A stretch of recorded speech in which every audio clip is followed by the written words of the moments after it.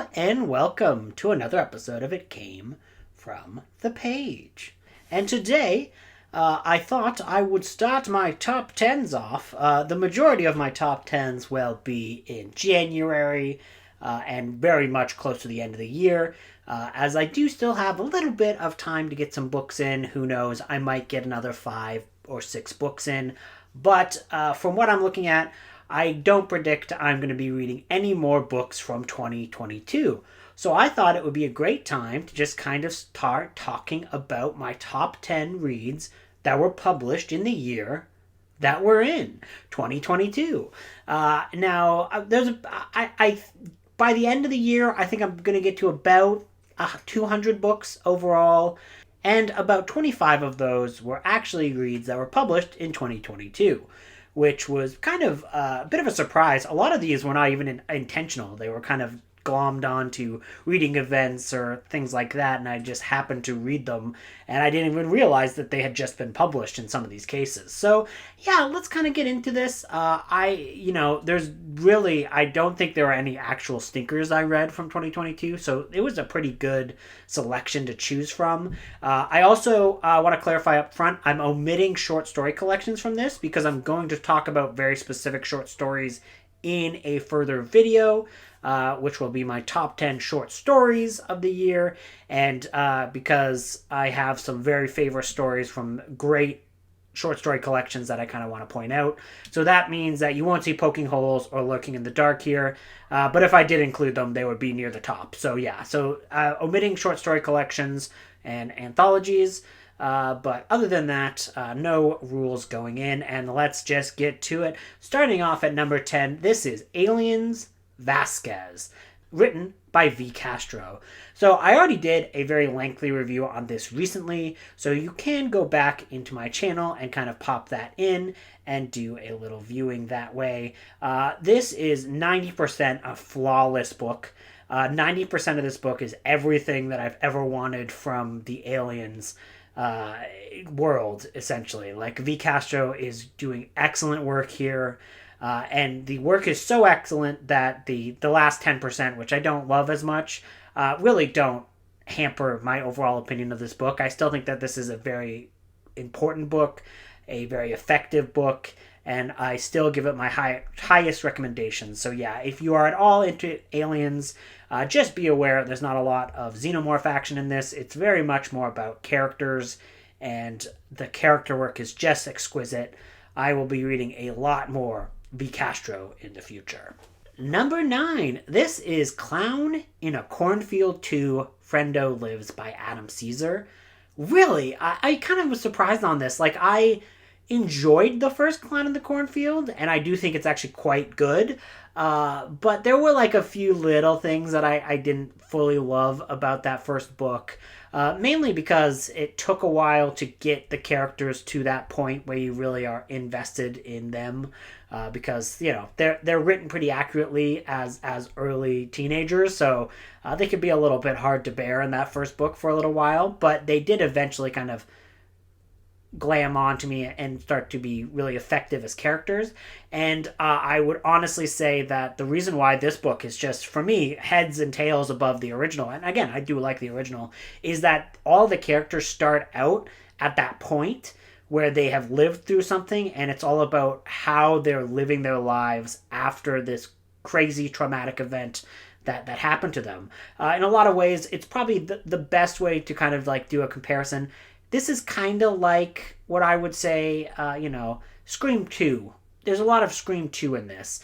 And it also really deals with a lot of things about like mob mentality and, really kind of focuses on this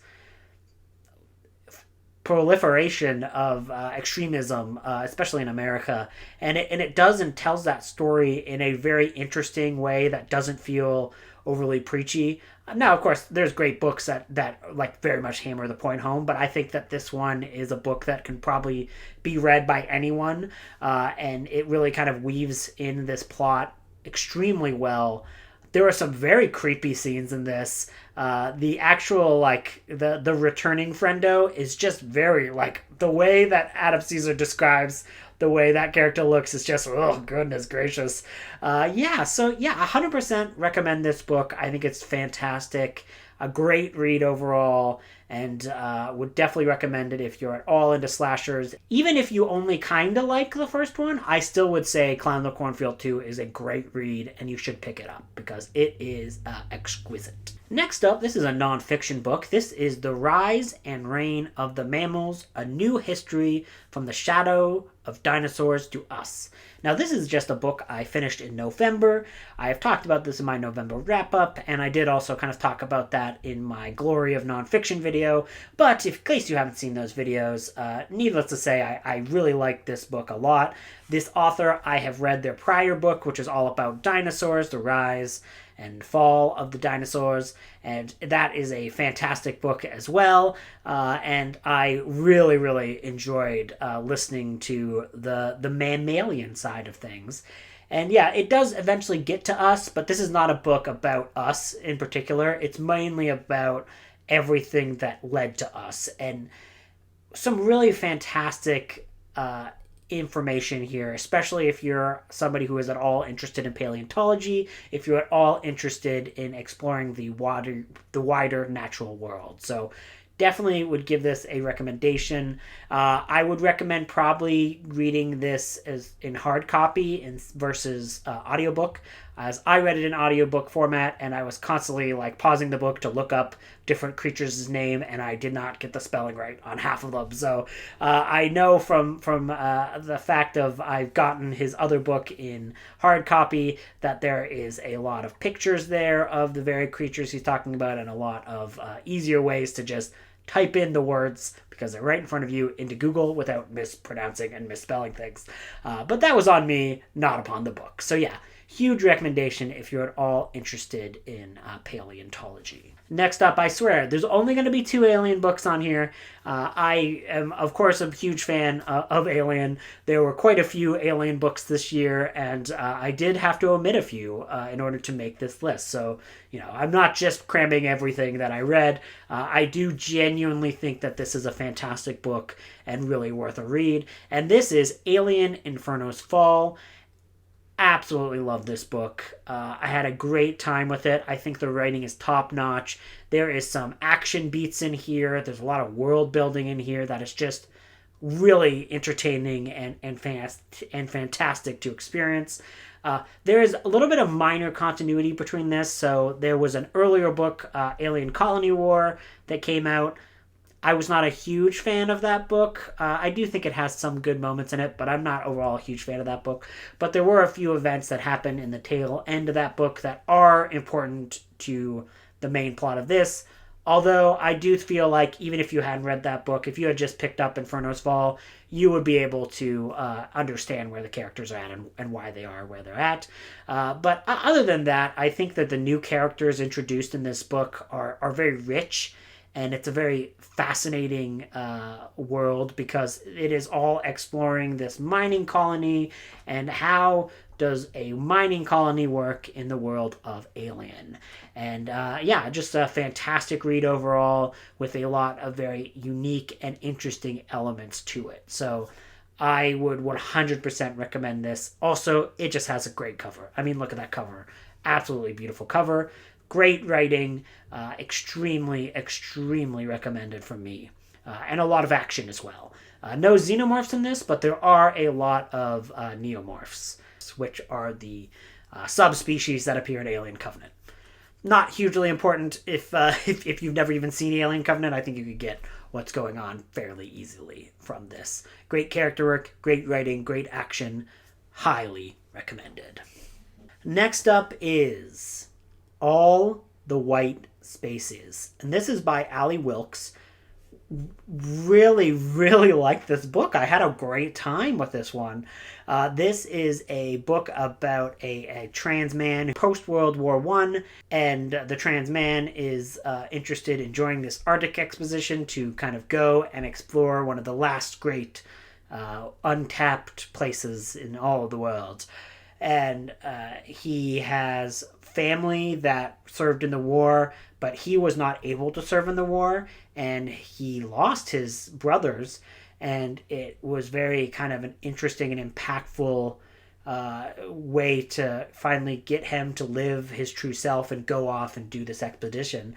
I will say it takes a little bit to get going, and I would 100% recommend you kind of go through that opening bit and get into the main bulk of the story, which is when they get stranded in Antarctica. And yeah, it's cold. It's very, very cold. So yeah, definitely would recommend this. Was a kind of like a much shorter version of something like The Terror, but it was also kind of unique in doing its own thing. There was elements of The Thing in there. And yeah, just overall, if you're somebody who, like me, enjoys books and horror specifically written in a winter atmosphere, would definitely recommend this book. The only novella on this list, this is the 20th Anniversary Screening by Jeff Strand. This is a very quick, very easy breezy read, but it's done in such a unique and interesting way, it just had to make this list. Jeff Strand, I've read a few books by him, not as many as I want to, because I really need to read more, but I did also read the book that he co-wrote with James A. Moore, The Haunted Forest Tour, earlier this year as well. And I really, really liked that book a lot. What a great time and what a great read. But yeah, I really did enjoy this little novella, the 20th Anniversary Screening. It is all about a reunion of a slasher film with a complicated history. And this book is a slasher, but it's written in a way that is utilizing that format of online reviews and online posts. So it's relayed to you in what feels like a very kind of realistic version of a blog that someone wrote. And that way of looking at it was very interesting and very unique. And I really, really enjoyed this story a lot. And yeah, highest recommendation if you're in for a quick, breezy slasher read that has some surprises. It's amazing that Strand was able to introduce surprises to a book which is, relayed to you in a journalistic style. So yeah, I really thought that was clever. We are now entering the end game. These are my top 4 books of 2022. Now, I have read a few books by this author before. I'm also friends with this author, but I became friends with them after they published their first book, and this is How to Have an Adventure in Scandinavia, Norway, and Denmark by RAFFAEL CORONELLI. And yeah, I love this series of books. These are the greatest travelogues you'll ever read. I love them every single time I read them, and they are very rereadable. They are a mixture of putting you in the time and place for where he's going to, and they also have a whole bunch of very good tips and tricks for if you're interested in visiting the country that it takes place in. I cannot do a lot of traveling, if any, post-stroke. It's just an avenue of my life that's kind of been taken away from me in a little bit, so it is very kind of rewarding to be able to explore through a friend's adventures. So yeah, 100% would recommend this if you're at all interested in Norway or Scandinavia at all. RAFFAEL CORONELLI really, really is a strong writer, and these books are some of my favorites. And this is just the one that he released this year, so definitely would recommend reading it. Reaching my top 3. Number 3 is Tim Lebbon's The Last Storm. I have not heard a lot of people talk about this book, and I'm a little bit surprised. This just came out this year. It is a book that is set in it's the near future. I would say it's near future. Climate change has fully wrecked most of North America, and life has been inexorably altered due to these severe weather changes. And this is a story about people who have the abilities to create storms. They use this. There's like a family, and they use a special material, special machines in order to bring rain.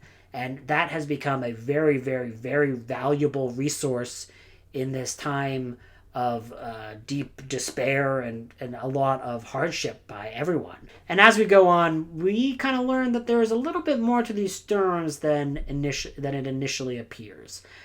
I just think there's got some extremely strong writing in this, extremely effective writing, a great book about families and about relationships and about guilt and about how all of these things kind of can come together to create a storm, a perfect storm, the last storm, to be very weird about it. But needless to say, I think this is a rich book, really rich in detail about the world and the world building, with extremely powerful and magnificent characters. So, highest recommendations for The Last Storm. Number 2, and this is surprising me, this is really surprising, because this is a genre that I just don't dabble in much, and I only dabbled in this genre at all thanks to Michael K. Vaughan and his wonderful reading event in June, which is June on the Range, which was devoted to reading Western fiction. And, I kind of discovered that maybe traditional Westerns were not for me, but Weird West tales were definitely for me. And one of my favorite examples of the Weird West is Tim Meyer's Pterodon Canyon. This is awesome. Like, this is a rich tale that I just can't stop thinking about. And, I read it in June, and I don't think there's like a week goes by when at least at one point or the other, I stand there thinking about a moment or scenario or a little detail from this book. And this book is basically like, okay, the Old West has a whole bunch of dinosaurs, and you don't really know why. It just seems to be kind of like, oh, maybe the Old West has always had dinosaurs in this universe, and then as America goes out west, they discover, oh, there's a whole bunch of dinosaurs, and the world is really kind of woven into what it would be like to live in a old Western scenario, an Old West city. But a T-Rex could just roam through your town and just eat you. And, there's like all these places where you go, oh, can't go there. That's where all the raptors are. And like all of these like little details that are extremely fun to read, but also extremely well implemented. You can kind of see a trend through here. I think that strong world building does definitely result in me really, really loving a book, especially if it's not set in our world. And so I think the world building here is extremely strong, but it's not the only thing that's strong, because I really, really like the characters in this. I really was just kind of floored by how much I enjoyed some of these characters. Now, you could say that they're probably a little bit of Old West like stereotypes in terms of like, they start out of like, oh, she's like the female gunslinger who's like really good, and he's this ex-gang member and stuff like that. But I think like, though they may start as tropes, they expand into what I feel like were real characters with a real history to them. And I was really kind of invested in this final battle that they're in, and I just had a great time reading this. Like, this is a very unique book with some very rich storytelling details, with rich characters, and a lot of magnificent dinosaur action. I don't know what else you would want from your life. Clearly, there's one more thing I would want from my life, and that is my number one book published in 2022. This is, without a doubt, Halloween Slaughter by Sergio Gomez. Halloween Slaughter is magnificent. This is everything that I like about the slasher genre, but it's better than 95% of slashers that I love. I find that, Gomez seems to understand that the power of the slasher genre is writing characters that are believably in the middle of life. I always found that, in the slasher genre, the best movies, the ones that really kind of impact me and keep me coming back again and again and again, are those that really capture this essence of being young and having the world come at you in the most horrifying of ways, and having to survive the world as it is. Going in, believing that you're like this invincible young person, thinking about, oh, what am I going to do when I graduate high school? Oh, what is the rest of my life going to look like? And then you get stricken down young and you get kind of impacted or inflicted by some horrific thing. And, I think that's, to me, that's more interesting and more compelling than just the kills. Now, obviously, I enjoy a good kill in a slasher movie, right? I enjoy effects, spectacles, and things like that. But I do find a lot of modern slasher films, they only take the effects elements and they're like, oh, here's these guys, and we're just going to mindlessly kill them. But, oh, the effects look good. But you don't care about them and you're not invested in them. This is a book, Halloween Slaughter. It's actually a sequel to Camp Slaughter, which I think is also a very good book. But like Clown in a Cornfield 2, I think Halloween Slaughter is a better sequel, is a better book than the original. And I think that's mainly because I was going through this book and I didn't want the slashing to happen. I found myself really getting drawn into these characters' worlds and their relationships and their interconnectedness. And even characters who are kind of written to be kind of like the stereotypical, like, I'm the bad girl, I'm the mean girl. I was still like, no, there's still enough to that character that I like her and I don't want her to die. And there are some gruesome, horrifying deaths in this, and I think what makes them more powerful and more gruesome and more impactful is that you don't want them to happen. You're just sitting there going like, I like these characters. I would be happy if this was just like like a teenage coming of age story. And that so rarely happens in books, and I think that's, to me, that is the heart of horror as a genre. The best horror books are when you go, damn, I don't want the horror to happen. Because then it becomes actually scary. Because you have become attached to these characters, you've become invested in these characters, you are interested in their lives, you're in the world. You're now in this, it's fiction, but you're in like a real world where you're like looking at these characters who you feel like are real people. And, the horrors of the world are when bad things happen to people, and they're good people, and they're normal people, and they're people you care about, and that's the real horror of the world. And that can be the real world often. And I just think that this is very brilliantly captured in this book that also has amazing slasher kills, right? It's a mix of like, damn, that was an amazing kill, but also, I cannot believe you killed that person. I cared about them, but I did not want them to die. Now I am sad. So yeah, that is my top 10 books published in 2022. What are your favorites? Did I miss any? Has there been any that I should have read that I didn't get to? Do you disagree with any of my takes? I would love to hear that. Thank you guys, and hope you guys have a wonderful day. Goodbye.